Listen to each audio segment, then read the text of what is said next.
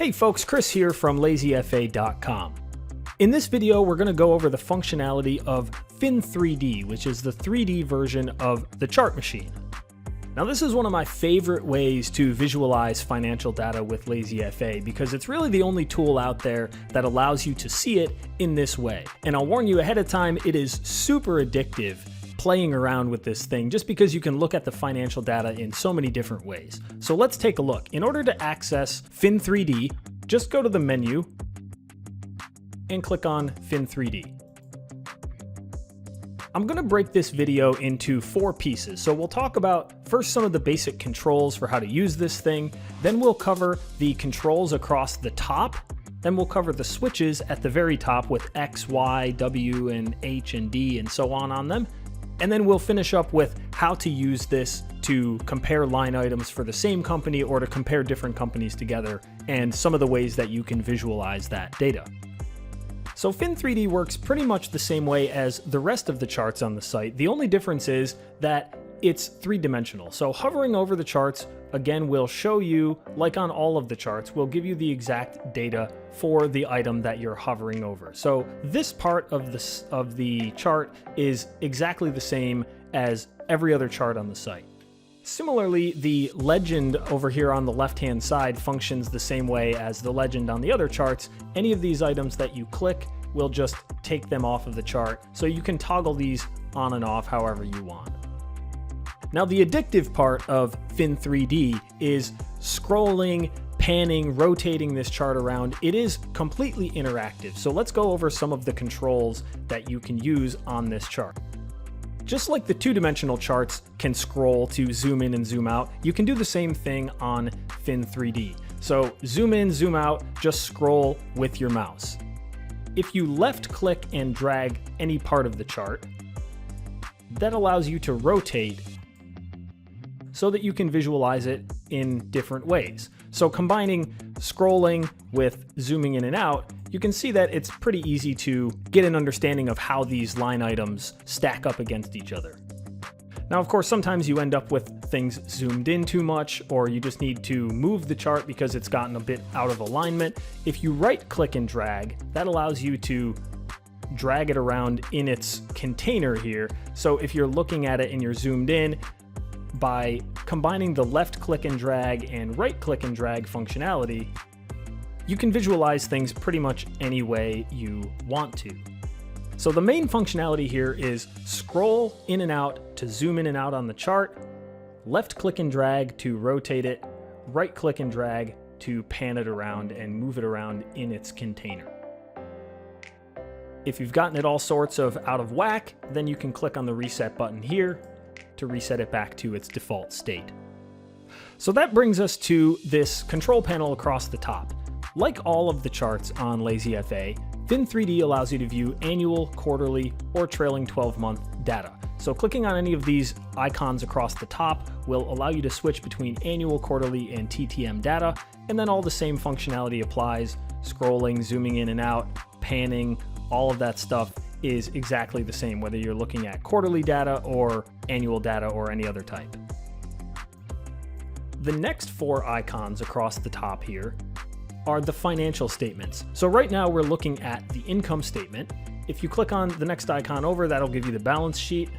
This one will give you the cash flow statement, and this one will give you the financial metrics. The next icon we're going to get to at the end. This gives us a custom chart. And the rest of these control the visualization options for the chart. So this one will toggle the title on and off. If you look at the very bottom of the screen, the title is toggling on and off there. This one controls the legend, the grid, the crosshairs on the chart. So right now, if you look at this, we have these crosshairs that pop up that sort of show us where we are on the chart and line everything up. You can turn those on and off with this. Axis ticks will take off the ticks along the edges of the chart, axis lines, labels, and so on. And then this last one here is to download and save the chart as a PNG image. So if you do want to save it for whatever reason, if you want to share it or just save it for your records, you can do that here. So let's go back to the annual income statement and reset our view. So everything is back to normal at this point. We'll reset the view. And now let's look at the buttons across the top of Fin3D. If you watched the video on the chart machine, then you know that you have the ability to swap the x-axis. Well, in Fin3D, because there are 3 axes, the X, Y, and Z axis, you can actually swap X and Y to flip the chart from one direction to the other, or to swap the direction of the data as it's plotted on the chart. So this is handy when you want to look at some of these items and maybe the lighting isn't quite right. So because of the way the shading works on the chart, if I zoom in here, it's a little bit difficult to see exactly how revenue appears, for example, right? It's kind of hard to see the separation between the bars here. So if you swap either the x-axis or the y-axis, it makes it easier to visualize that because the light is coming from a different direction. Across the top, you also have the ability to adjust the width of the chart. So you can increase or decrease the width.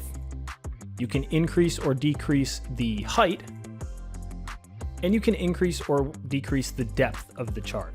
So with all of these controls combined together, you have the ability to look at this data in pretty much any way you want. And actually, one of the other interesting things about Fin3D is if you decrease the height enough, you can actually flip it. So if you have situations where you have negative data, or it makes more sense to visualize the data negatively, for example, with stuff like capital expenditures or things like that, then you can actually invert the height of the chart in order to swap that.